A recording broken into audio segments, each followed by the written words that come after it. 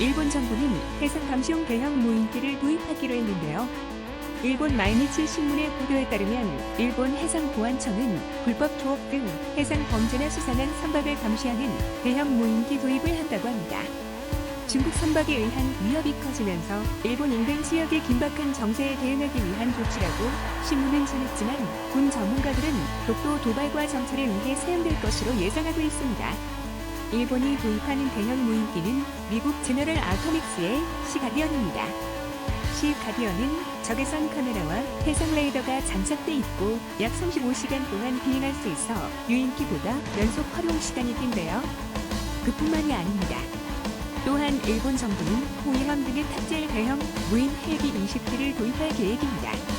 일본 정부는 2022년 기종을 선택한 뒤 2023년부터 무인 헬기를 배치할 계획인데요. 도입할 무인 헬기로는 미국제 헬리콥터형 무인기 MQAC 파이어 스카우트가 유력시 되고 있습니다.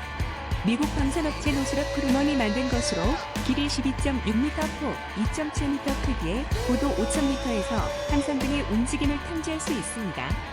우리 군도 일본에 뒤처지지 않도록 전장에서 드론을 적극적으로 활용하고 있는데요. 방산업계의 새로운 트렌드는 인간과 로봇이 한 팀으로 싸우는 유무인 복합 운용체계 멈티라고 할 수 있습니다. 유튜브 채널 가장 많이 본 뉴스, 좋아요와 구독은 영상 제작에 매우 큰 힘이 됩니다. 방산업계 관계자는 인간과 로봇의 합동작전은 공상과학 영화에서만 보던 것이 아니라 이제 피할 수 없는 미래전의 트렌드가 됐다면서 아직 초보 단계이긴 하지만 우리 군도 멈티를 적극적으로 도입해 인명피해를 줄이는 동시에 임무 수행의 시너지 효과를 극대화할 수 있을 것이라고 말했습니다. 유인 헬기에 탑승한 조종사가 무인기를 발사하면 무인기는 지시된 임무에 따라 적군 위협 지역 상공에서 정보를 수집한 뒤 작전 지휘소에 알립니다. 이 같은 합동작전을 통해 탐색 및 구조는 물론 지상부대 역시도 내장된 탄도를 이용한 지포, 공격 등을 수행하는데요.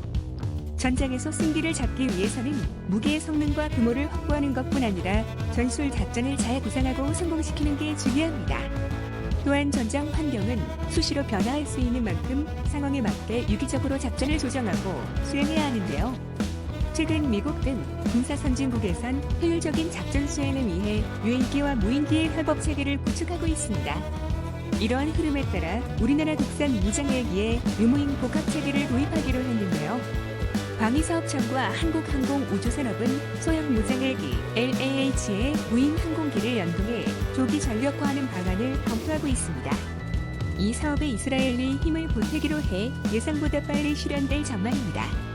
한국항공우주산업은 이스라엘 항공우주산업과 유무인 복합 운영 체계 마련을 위해 협력을 약속했다고 밝혔습니다. 양측은 LAH에 이스라엘 항공우주산업이 개발한 무인기를 탑재해 올해 안에 유무인 복합 운영 체계를 공동 시연할 계획입니다.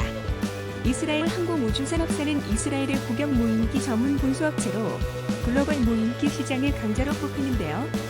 한국항공우주산업과 이스라엘 항공우주산업은 기존의 민항기 구조물 사업을 함께하는 등 협력한 바 있는데 유무인 복합 운영 체계를 함께 구축하자는 한국항공우주산업의 제안에 이스라엘 항공우주산업이 흔쾌히 답한 것으로 알려졌습니다. LAH에 이스라엘산 고성능 무인기가 연동되면 한층 효율적인 작전 수행이 가능해질 것으로 보입니다. 헬기가 무인기를 싣고 다니다가 작전 지역에서 무인기를 출동시키면 무인기가 돌아다니면서 적의 위치, 동향 등 전투의 승패를 결정하는 전장의 정보를 확인하고 그 정보를 헬기로 전송하는 구조입니다. 직접 정찰기를 띄울 때보다 신속하게 방대한 정보를 수집할 수 있다고 작전 반경이 확대되는 장점이 있습니다. 특히 LAH는 위험 임무 수행 지역에 지상부대와 유인 헬기가 투입되기 전 출동해 정찰, 교란, 공격 임무를 수행하는데요. 무인기가 연계되면 전장의 생존성을 향상하는 데 큰 역할을 할 것으로 보입니다. 유무인 복합 운영 체계의 구상을 살펴보면 우선 무인기가 전송한 정보는 LAH에 탑승한 무인기 통제사에게 전송됩니다. 무인기 통제사의 일자 식별을 거친 정보들은 지상통제센터에 전달돼 타격 여부가 결정됩니다. 타격이 결정되면 무인기가 폭격기, 공격 헬기 등 후방에서 대기 중인 아군의 직접 타격 부대에 실시간으로 적 위치를 알려주고 공격이 진행됩니다. 향후에는 헬기에서 출동한 무인기가 직접 정밀 타격 기능도 수행할 전망입니다.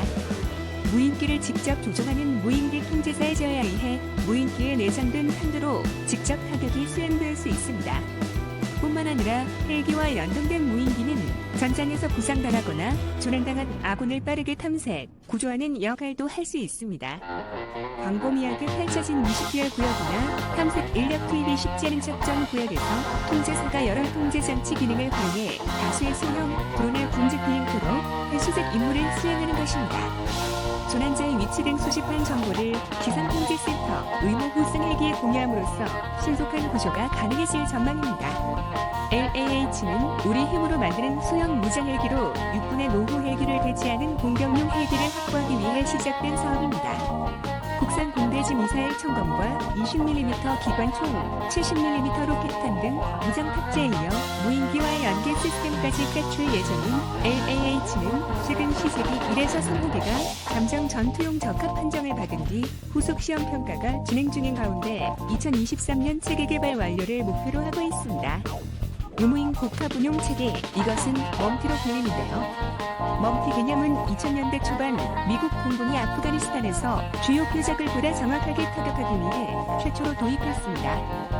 당시 구성된 팀은 미 공군의 지상 공격기인 AC-130과 무장 정찰 감시기인 MT-1C 프레데터인데요. 프레데터는 센서를 통해 촬영한 영상 자료를 AC-130의 실시간으로 전송했고 AC-130은 이를 토대로 중요 표적을 정확하게 공격할 수 있었습니다. 방산업계에서는 멈티의 강점으로 적용, 고효율로 전술적 다양화를 꾀할 수 있다는 점을 꼽습니다. 무인기를 이용해 조종사의 생존력을 향상시키면서 동시에 유인기에서 무인기가 정확한 작도의 정밀 타격하도록 원격 조종이 가능해 공격력을 높일 수 있기 때문인데요. 한방산업계 관계자는 보통 조종사들이 전투 비행 시 두려워하는 것은 적군이 언덕이나 산 뒤에 숨어있을 가능성이라면서 멈티를 이용하면 무인기를 먼저 보내 이에 효과적으로 대응할 수 있다고 설명했습니다. 멈티는 정찰과 타격 외에도 재난 상황, 산불 등 민간 구조 등에도 활용될 수 있습니다. 예를 들어 적군 지역에서 아군 부상병이 고립되고 통신마저 끊어지게 될 경우 후방에서 대기 중인 수리온이 소형 드론 여러 대를 투하합니다. 수리온 조종사의 제어하에 소형 드론이 부상병을 사전에 위치를 알려주면 수리온 의무 후송 전용 헬기가 구조 지점으로 이동해 환자를 구조하게 되는 것이죠.